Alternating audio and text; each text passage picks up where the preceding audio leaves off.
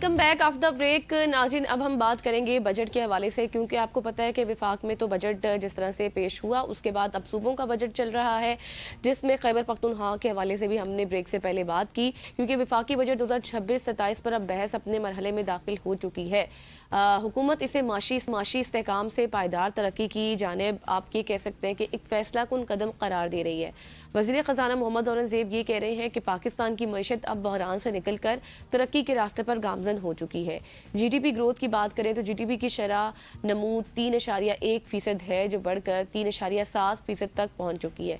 बरामदात में इजाफा हो रहा है और अहम माशी इशारे बेहतरी की जानिब इशारा कर रहे हैं। हुकूमत की दावे कर रही है कि तनख्वाहदार तबके को टैक्स रिलीफ दिया गया और फिर इसी तरह से बरामद कुनिंदगान के लिए सुपर टैक्स में नरमी की गई है। IT सेक्टर की बात करें तो मरात जो है वो बरकरार रखी गई है, जबकि ज़राअत, नौजवानों और डिजिटल मैशत के फ़रोग के लिए अरबों रुपए मुख्तस किए गए हैं। लेकिन असल सवाल अब भी ये है कि आप ये कह सकते हैं कि क्या ये अदाद-ओ-शुमार वाकई आम आदमी की ज़िंदगी में बेहतरी लाएंगे या फिर नहीं, क्योंकि ग्राउंड रियलिटीज़ तो कुछ और है। इस पर बात करने के लिए हमारे साथ माहिर मईशत मारूफ एक नईम सिद्दीकी साहब मौजूद है। सिद्दीकी साहब, thank you so much for joining us. ये वज़ीर ख़जाना साहब का एक बयान है सर, मैं उसको पढ़ के सुनाना चाहता हूँ कि पाकिस्तान की मईशत अब इस्तेहकाम से निकलकर पायदार तरक्की के मरहले में दाखिल हो चुकी है। जी, ये मतलब हम तरक्की करना शुरू हो चुके हैं। सो आप उनके इस दावे को किस तरह से देखते हैं? ये तरक्की कहाँ पे हो रही है सर? वो कहीं आसमान के बुलंदियों पे हो रही है, ज़मीन के बिल्कुल नीचे हो रही है, कहाँ पे हो रही है? हमें नज़र नहीं आ रही sir. Thank you very much जी। देखिए, पहली बात तो ये है कि ये जुल्फ़िकार अली भुट्टो के बाद शहबाज शरीफ साहब दूसरे वज़ीर आज़म हैं जिनका ये 5वां बजट है, क्योंकि भुट्टो साहब का कोई मार्शल एडमिनिस्ट्रेटर भी रहे, प्रेसिडेंट भी रहे, वज़ीर आज़म भी रहे, लेकिन इनका state as a prime minister. तो गवर्नमेंट सबसे पहले तो अपना जो बजट पेश करती है और जो पिछले सालों के बजट भी अपने होते हैं, तो वो पिछले सालों को डिफेंड भी करती है और अगले बजट को अच्छा भी कहती है। तो उनका as a government point of view, government spokesman वज़ीर ख़जाना का बिल्कुल बयान अपनी जगह बजा है कि हमारी मईशत जो ICU में थी उसको हम लेके इस्तेकाम की तरफ जा रहे हैं। एक बात इस हद तक तो मैं इत्तेफाक करता हूँ कि पाकिस्तान एक जो डिफ़ॉल्ट की सिचुएशन में चला गया था किसी वजह से, और हमारे जो इश्यूज़ हुए बायलैटरल के साथ $3.5 बिलियन जो हमें वापस करना पड़ा, फिर हमें वो $3.5 बिलियन हमारे दूसरे दोस्त ममालिक से हमें मिला, तो वो एक अच्छी मैं समझता हूँ कि डिप्लोमेसी थी, अच्छी काविश थी, जिसकी वजह से हमारे जो फॉरेन एक्सचेंज के रिजर्व्स हैं वो स्टेबल रहे। ये बात ठीक है कि पाकिस्तान एक डिफ़ॉल्ट सिचुएशन से निकल के एक कंटिन्यूटी ऑफ स्टेबिलिटी की तरफ उसको कह सकते हैं, लेकिन बजट का मकसद तो ये होता ही नहीं है। बजट में के 2 हिस्से होते हैं। पहला हिस्सा बजट का ये होता है कि हुकूमत अपने रेवेन्यू या अपने जो महसूलात हैं उनको इंक्रीज़ करना चाहती है, क्योंकि इन्फ्लेशन की वजह से हर साल जो है अखराजात भी बढ़ जाते हैं और इसी तरह आमदन की भी ज़रूरत होती है। और दूसरी साइड पे देखा आवाम ये देखती है कि हुकूमत हमें क्या रिलीफ देती है, चीज़ों की कीमतें कैसे कम होती हैं, आवाम को सेहत, तालीम, ट्रांसपोर्ट की सहूलतें कितनी अच्छी मिलती हैं, और जो हमारा PSDP इंफ्रास्ट्रक्चर के ऊपर हुकूमत ने जो पैसा खर्च करना है वो कितना खर्च करती है। तो इस तरह से आप देखें तो पिछले साल का इस साल से मुवाजना करें तो बजट जो है ना ये स्टेगनेंट है, यानी कि इस बजट में कोई ऐसी चीज़ नहीं है जिससे कि जो हमारे 98% जो लोग हैं पाकिस्तान के, जो कि सिर्फ ये देखते हैं कि हमें हुकूमत से क्या सहूलत मिल सकती है। मैं सैलरी तबका भी जो कम सैलरी वाले लोग हैं, यानी कि जिनको आप कहते हैं 50,000 या उससे कम वाले सैलरी वाले लोग हैं ना, ये भी अब जो है ना गुर्बत की लकीर के आसपास घूम रहे हैं। और वर्ल्ड बैंक की रिपोर्ट के मुताबिक अभी आप देखें कि 27% लोग आपके सतह गुर्बत से नीचे हैं।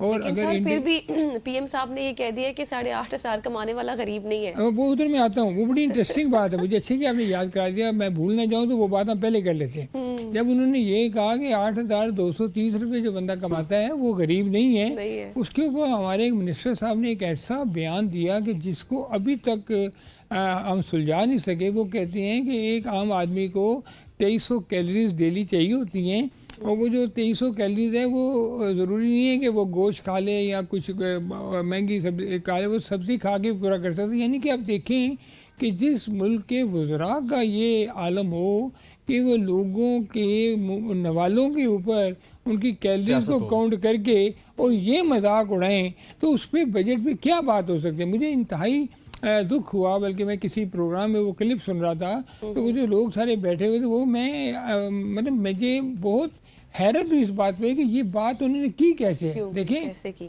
आप आज के दौर में किसी भी 50,000 वाले बंदे को कहे ना कि इसका कोई बजट बना दें, नहीं तो बनता वो सर। नहीं बना सकता। ऐसे ही। आप देखें, सैलरी तबके से आपका तल्लक है। बहुत सारे हमारे जो सैलरी लोग हैं जिनकी एक फ़िक्स इनकम है, वो किराए के घर में रहते हैं, उनको पेट्रोल 400 रुपये का लेना पड़ता है, उनको बिजली गैस के बिलों में। अभी मैं कल एक देख रहा था, एक शख्स ने अपना बिल सोशल मीडिया पे लगाया होता है जिसमें से 2 यूनिट कंज्यूम हुए थे, 2 यूनिट, यानी कि 740 रुपये, 70 रुपये उसके यूनिट कंज्यूम हुए थे 2, और उसका बिल था 1500 रुपये। आप क्या इस नाइंसाफ़ी का कोई जवाब है? इस कोई जवाब नहीं। तो देखें, जब आप बजट की बात करते हैं और बजट में आप अशराफिया को ही बेहतरी की सुनती हैं और अशराफिया के लिए बजट बनाते हैं और उनके ऊपर टैक्सेस को कम करते हैं, और आप जब ये एक काम ऐसा करते हैं कि रिगरस टैक्स रजीम जिसको हम कहते हैं इनडायरेक्ट टैक्सेशन, यानी कि ये एक फ्रस्ट्रेशन है। आप हर उस शख्स पे टैक्स लगा देते हैं, बिजली के बिल पे, गैस के बिल पे, या आपके मोबाइल फ़ोन पे, आपके चलने पे, आपके गाड़ी में बैठने पे, गाड़ी का टिकट लेने में। जब ये टैक्स होता है तो इसको हम कहते हैं शावर इम्पैक्ट, यानी कि जैसे बारिश होती है ना, तो हर बंदे पे, हर बिल्डिंग पे बराबर की गिरती है। तो गवर्नमेंट ने बड़ा अच्छा असूल बनाया हुआ है कि जिस ये ऐसा टैक्स लगा, जैसे पेट्रोलियम लेवी की आप मिसाल ले लें। कितनी अफसोस की बात है कि इस बजट में 1727 अरब रुपया सिर्फ पेट्रोलियम लेवी के रखा हुआ है। तो इसका मतलब ये है कि हुकूमत टैक्स कलेक्ट करने में काफ़ी हद तक नाकाम है, जिसकी वजह से ये एक ईजी तरीका है कि आप कहें जी, आपके दफ्तर के मुलाजमी ने आप कहें जी यार इनसे कैसे कलेक्ट करना है, आपको कहें जी हर बंदा 100 रुपये। आप समझते नहीं है कि एफबीआर जिस तरह से हमें फेल होता हुआ नजर आ रहा है, मुकम्मल तौर पर नाकाम होता हुआ नजर आ रहा है, दुनिया सारी टेक्नोलॉजी की तरफ जा रही है, तो क्या हमारी गवर्नमेंट को भी टैक्सेस कलेक्शन में टेक्नोलॉजी का इस्तेमाल करना चाहिए? इंस्टेड ऑफ आपने सफ़ेद हाथी पाले हुए हैं, तो टेक्नोलॉजी होगी, बड़ी ट्रांसपेरेंट हो, उसके ऊपर आपके टैक्स रिटर्न्स आ रहे हों, सारे आपकी जितनी भी डिटेल्स हैं, गिव अवेज हैं, वो आ रहे हों, और आप बेहतर अंदाज में ज़िंदगी जी सकते हैं, इंस्टेड ऑफ कि आपको रोज़ बरोज़ नोटिस आ रहे हों कि ये हो गया, वो हो गया। वो नोटिस आप कॉर्पोरेट सेक्टर को तो भेज दें, लेकिन एक आम आदमी को तो उससे निकाल दें प्लीज़। सर, ये आपने बहुत ही इम्पोर्टेंट और अहम सवाल किया है, और ये पाकिस्तान की और बिज़नेस कम्युनिटी की एक दुखती रग है।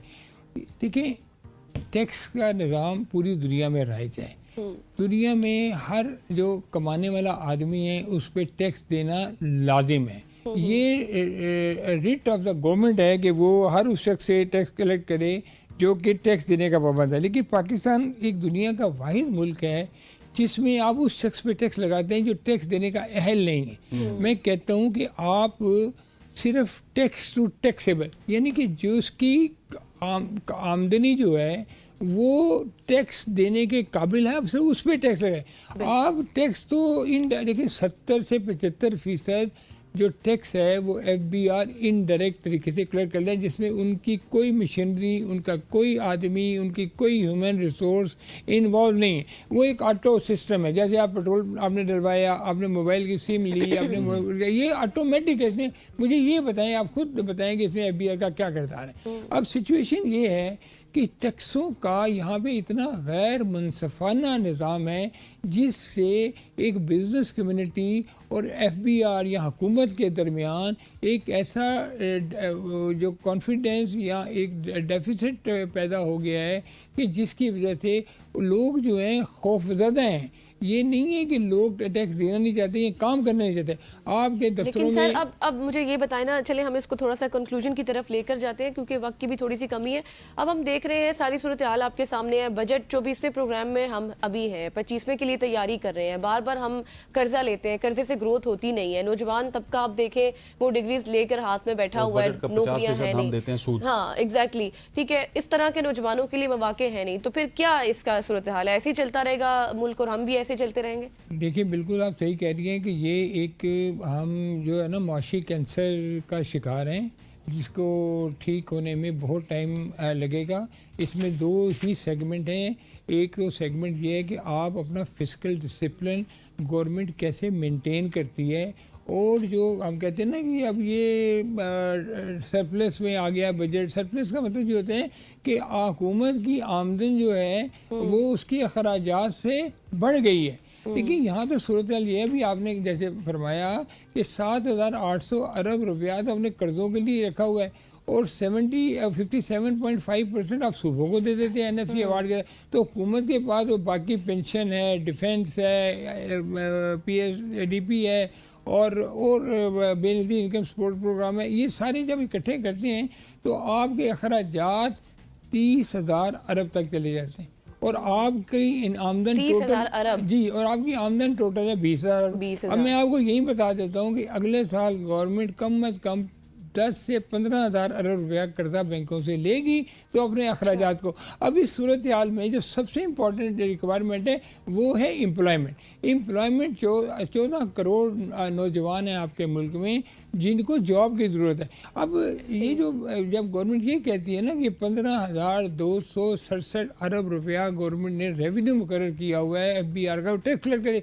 अब FBR का जाहिर है वो महकमे में उसका काम है वो टैक्स कलेक्ट करे। अब उसके लिए ये होता है कि एक बहुत बड़ा सेगमेंट है, जैसे एक एग्रीकल्चर है, वो टैक्स नेट में उस तरह नहीं है, उसमें पोटेंशियल है 800 अरब का, लेकिन उसको अभी किसी वजह से वो उस पर टैक्स उस तरह नहीं लगा, और वो सिर्फ 10 अरब जो है वो कल। फिर दूसरी बात है, आप ट्रेडर्स के पीछे पड़ जाते हैं, आप सनत के पीछे पड़ जाते हैं, वो लोगों के पीछे पड़ जाते हैं। तो जब तक एक आप पॉलिसी नहीं लेके आएंगे, टैक्स के रेट को कम नहीं करेंगे, उसको यूनिफॉर्म नहीं करेंगे, अब 64% पे तो बाहर से इन्वेस्टमेंट नहीं आएगी, लोग यहाँ टैक्स नहीं लगाएंगे, इंडस्ट्री नहीं लगाएंगे। अब जब तक ये कॉर्पोरेट टैक्सेशन को 25% पे और ये जो सैलरीज के टैक्सेस हैं ये 20% तक नहीं लेके आएंगे, फिर सबसे देखें इश्यूज ये हैं कि आप बजट जब लेके आते हैं तो वो कुछ और होता है। अब आप देखिएगा अच्छा, एक इस नुक्ते पे भी सिद्दीकी साहब थोड़ा सा नज़र डालिएगा और रोशनी डालिएगा कि आप अगर 100 रुपए का बजट पेश करते हो उस पर तकरीबन 46 से 47 रुपए तो आपको सूद देना पड़ता है। सो वो सूद की मद में भी तो आपका आधा बजट चला जाता है। सर इतना कर्ज हम ले चुके हैं। ये मैंने अभी आपको बताया ना जी कि आपकी आमदन जैसे अभी 15,264 अरब रुपए की आपका तखमीन है आमदन का, 1727 अरब आपकी लेवी है, और कुछ तकरीबन 2800 अरब रुपया आपका जो नॉन टैक्स रेवेन्यूज टोटल मिला के 18,000 अरब के करीब बनता है। उसके बाद भी FBR का जो शॉर्टफॉल इस साल भी 1,000 अरब भी होगा नेक्स्ट इस साल। अभी देखें ना, अभी हम 800 अरब के शॉर्टफॉल पे चल रहे हैं। अब जून की 30 तारीख आएगी तो पता चलेगा कि कितनी कलेक्शन हुई है, और इसमें से अगर 8,000 अरब आपने बैंकों को दे देना सूद की मद में, वो भी शुक्र करेंगे 22% से अभी हम 11.5% पे हैं, तो गवर्नमेंट को इसमें को 3-4 हज़ार अरब रुपये का फ़ायदा हो गया है। इसी तरह जब ये सारी चीज़ें होंगी तो फिर कहाँ से आमदन होगी। आपके वक्त का बहुत बहुत शुक्रिया, thank you so much for joining us. Siddiqui साहब हमारे साथ मौजूद थे, माहिर मईशत, जो कि इकोनॉमी के हवाले से हमें बात कर रहे थे। यहाँ पे वक्त हुआ चाहते हैं एक शॉर्ट सी कमर्शियल ब्रेक का, ब्रेक लेंगे, वापस आएंगे, उसके बाद कुछ और टॉपिक्स उनके हवाले से बात करेंगे। Stay with us.